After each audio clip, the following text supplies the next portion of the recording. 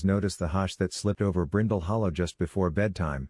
The street lamps sighed warmer, the cobbles kept their clack to themselves, and the wind brushed the sycamores as if tucking them in. On the night our story begins, Lena's grandmother handed her a small brass key on a ribbon. "This is the Starlight Key," Gran whispered. "It opens what is meant to be opened when a child is brave and the moon is honest." "Opens what?" Lena asked, eyes as round as saucers drying on the rack. "Not a what. A when," Gran said, and kissed her forehead. "If you ever worry your best hopes have gone missing, follow the peal of the small bell that no one else can hear." Sleep would not settle. Lena turned the warm key in her fingers, thinking about small bells and honest moons. From outside came the faintest tintinnabulation, dink dink, like a spoon kissing china. She slipped from bed, wrapped her shawl, and padded through the cottage. Brindle Hollow at midnight was a place of softer edges. The baker's sign creaked a lullaby. The fountain kept its voice to a whisper. Lena followed the unseen bell past the seamstress's shop and under the arch of the sycamores toward the village green, where a grandfather clock stood inside a small stone shelter. But now the face showed no numbers, only a scatter of tiny stars slowly turning. The bell chimed again, but not from the clock. It drifted from the oldest sycamore, the one with a hollow big enough for 3 children and a picnic basket. In its trunk, hidden behind shaggy bark, Lena found a keyhole shaped like a star. She pressed the Starlight Key to it. The lock gave a happy little sigh, the way a cat purrs when finally understood, and a door the size of a storybook swung inward. Beyond the door lay a stair that curled downward like a ribbon falling to the floor. "Honest moon," Lena murmured, because Gran had said the moon must be honest, and tonight it was, pale, present, and watching kindly. She took a breath, tucked her worries into the pocket of her shawl, and stepped down.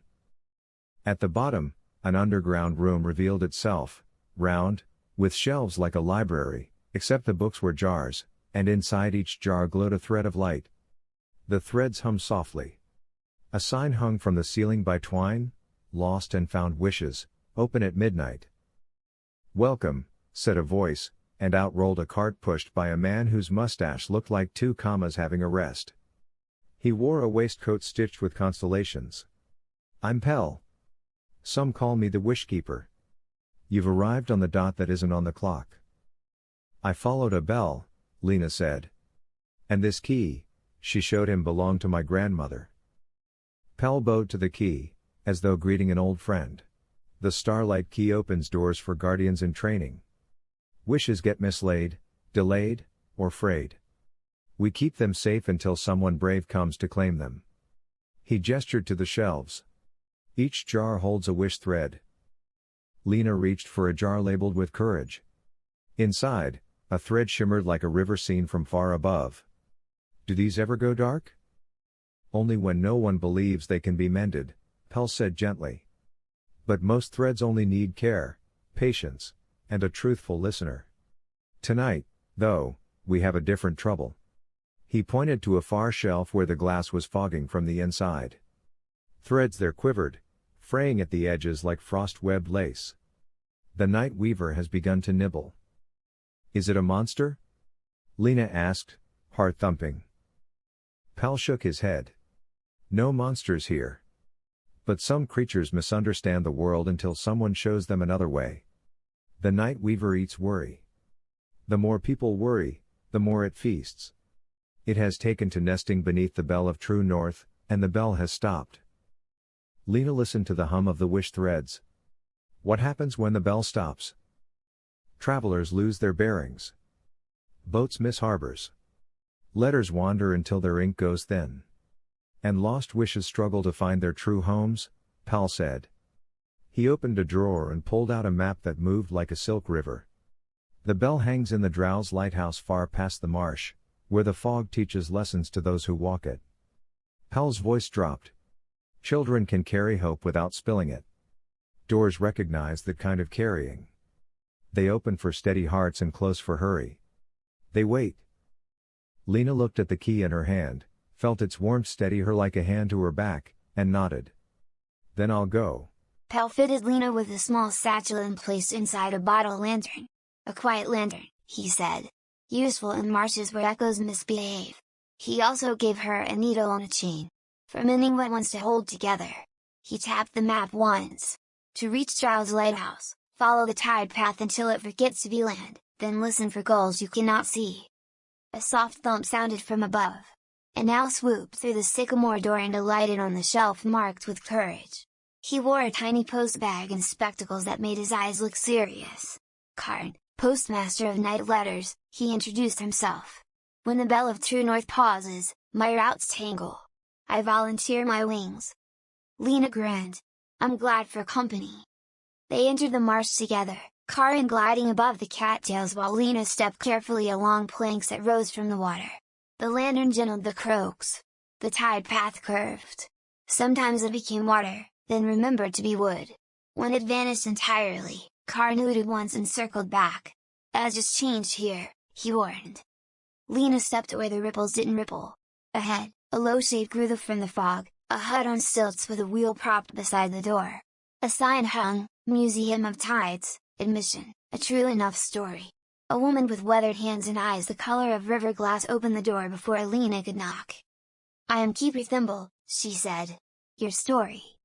Lena nodded and told Thimble how Gron's Starlight Key had led her here, how the bell had stopped, how wish threads were fraying. Thimble listened with patience, then set a woven basket on the counter. Inside lay small, peculiar things, a shell that hummed the name of any wind that touched it, a spool the color of dawn, a compass with no needle, only a single blue droplet that drifted like a slow thought. A true enough story earns one belonging, Thimble said. Choose what would help not just you, but what you are walking toward. Lena considered. The shell would tell her which way the wind was going, but the wind wasn't lost. The spool wanted to mend, but she already had a needle. The compass without a needle, how could it guide? The blue droplet drifted and steadied when her hand came near, as if listening to her pulse. That one, Lena decided. It doesn't point, it attends. Good work, Thimble said. Guidance is more than arrows. She dropped the compass into Lena's palm. It felt cool and awake. This is Hush. It finds the place in you that knows when to pause. From the back step, the marsh widened. A wooden skiff sat moored to nothing in particular. Thimble nudged it with the wheel. The skiff bobbed, then settled. The current will carry you, she said, if you carry your calm. She pressed a small tin cup into Lena's hand. For tea. They pushed off. Gulls. Karn rode the bull like a figurehead carved by a patient carpenter. Fog brushed Lena's cheeks. She watched Hush drift, hover, drift again. After a while, something tugged at the skiff, not from below but from all around, like the marsh itself had a question. The water quivered into a webbed shape. Eyes gleamed in it, dozens and yet kind. Are you worried? Lena asked softly, lifting the quiet lantern. The shape drew back from the lantern's calm, then leaned in again, curious. No, Karn said. This is a listener. They collect sounds that have nowhere to go. The listener trembled like a string. A child's fretful whisper leaked from it, then another, half-remembered promises, tiny fears, a creak that only sounded brave. Lena poured silence from the quiet lantern into the listener's web. The whispers softened and nested. The shape settled like a blanket. Thank you, it breathed, returning to water. On the far side, a spit of land rose with a path stitched up its back. At the top, the Drow's lighthouse leaned. Its lantern room was dark. Around the base, prints scored the sand, threads dragged by small feet. The night weaver had been here. Hush vibrated, pause, and she did. In the quiet, she heard a sound small as a moth's footfall, a nibble-nibble from within the lighthouse, like someone chasing wool. Pel's needle glinted. Karn's feathers went absolutely still. Let's see, Lena whispered, and together they stepped toward the door where the bell had forgotten to ring. Inside the lighthouse, stairs coiled up. The air tasted of old salt. Lena lifted the quiet lantern, its calm pool spread ahead. Karn flew above. They reached the lantern room. In the center hung a bell of true north, its bronze skin traced with faint constellations, the symbols still. Around the clapper, a nest of thin, gray threads, thousands, jangled the bell's voice. A soft skittering came from the rafters, and down drifted the night weaver. It was not large. It looked like a moth made of twilight, with wings stitched from cloud hymns. Where its feet touched, worry threads appeared, the way frost appears on grass. Its eyes were luminous and puzzled, like windows with small candles. "Hello," Lena said, remembering Pale's certainty that creatures could misunderstand. "This bell has work to do. Will you listen?" The night weaver tilted its head. "I take what falls," it whispered. "You drop so many worries. They pile up. I only weave what you abandon so it will not blow about." Lena thought of nights when small frets grew tall because no one folded them properly away. "We should tidy better," she admitted. "But weaving them around the bell stops it from guiding sailors and letters. People get lost." "I do not know lost," said the weaver. It brushed a beam. Threads laced between beam and bell. "Where should worries go?"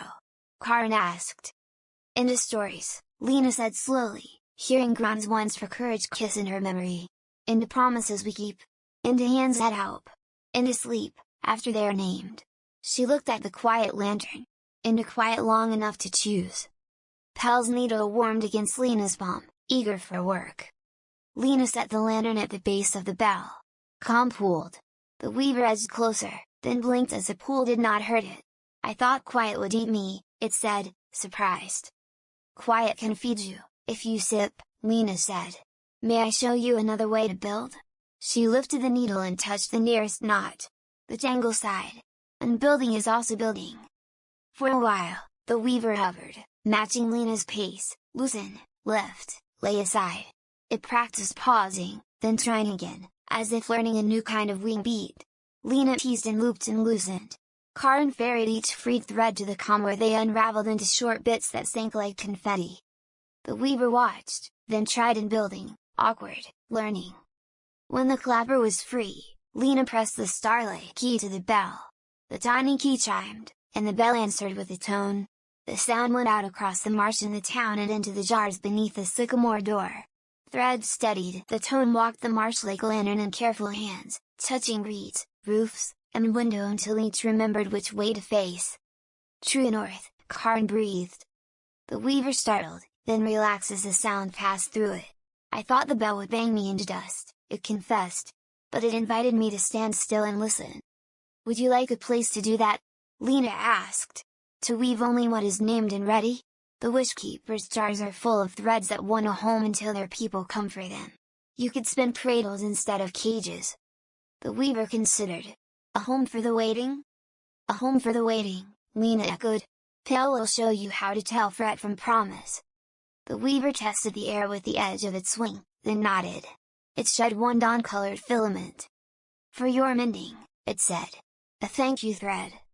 Lena looped the filament around the bell's narrowest crack, a tiny hairline she hadn't noticed until it glowed softly, and drew the needle through. The stitch held with a soft click, exactly the sound of a worry choosing to rest. The bell's tone deepened, like a compass remembering home. "Come with us," Lena said. They descended the stairs together, the moth, the owl, the child with the key, and the bell's new notes steeping the walls. Outside, the marsh breathed, and the lighthouse stood easier. The listener rose once, like a smiling ripple, then lay down again. At the sycamore, the star-shaped door felt right on time. Pale looked up from his desk and smiled when he saw the weaver. "Ah," he said. "Of course." Pal set a saucer of milk for Karn and a thimble of dew for the weaver, perched on the lampshade. "Every keeper learns 2 crafts, Pal said. Mend, and let go." He nodded toward rows where some jars had gone pale. When the bell paused, long waiting wishes began to forget their names a little. "Tonight we must carry them back before drowse becomes drift." "Drift?" Lena asked. "The hour when things that were only sleeping decide to be gone," Pal said, slipping the Starlight Key's ribbon over Lena's head. "We will not permit that." He set a drawer on the desk. In it lay letters with no addresses, small parcels wrapped in maps, and 5 jars whose threads pulsed weakly. Each jar wore a tag: "Find Grandpa," "A song for courage," "A new friend at the new school," "A kitten to trust again," "Remember Mom without hurt." "Karin," said Pell, "sort the sky." Lena, "travel the village with me." Weaver, "teach the jars to rest instead of tangle." The weaver's wings brightened. It drifted from jar to jar, spinning soft nests inside each glass, Not traps but cradles stitched with a simple pattern: listen, name, breathe. They climbed the sycamore stair. Outside, a wind gathered. Karan launched and threaded the air with invisible routes, tugging the night into order. Pell walked with surprising speed for someone whose slippers looked like boats. Every few steps he rang a tuning fork, and somewhere unseen, a window remembered to welcome. At the cottage with the green gate, the tag-find grandpa listened. "There," Lena said, pointing to the back garden where a cane leaned against a bench. Pell set the jar beside the cane and opened it. The thread unspooled into a path no one else could see, and somewhere an old man felt his feet go the right way. They crossed to a narrow lane where a poster announced a school fair. The tag "A New Friend at the New School" trembled. A small boy sat on his step hugging his lunchbox. Lena tapped the jar, and the thread flew like a ribbon and tied itself gently around his name. A minute later, another child turned the corner with a soccer ball and an older inviting smile. Two names stood braver together. A woman sat by an open window holding a dusty guitar. The tag "A Song for Courage" perched there. Pell loosened the jar's stopper. The thread drifted across the strings and hummed two chords that cracked silence. The woman tried them once, then again, then laughed as if re-meeting an old friend. At a brick house with a porch, the tag "Kitten to Trust" again dimmed. A shy cat peered from a shoebox palace. "Hurt makes small doors," Pell murmured. The weaver, riding Pell's shoulder, cupped the thread and stitched a cradle on the air. The kitten blinked, yawned, and pressed its whiskers against the boy's hand. The glow steadied, gently.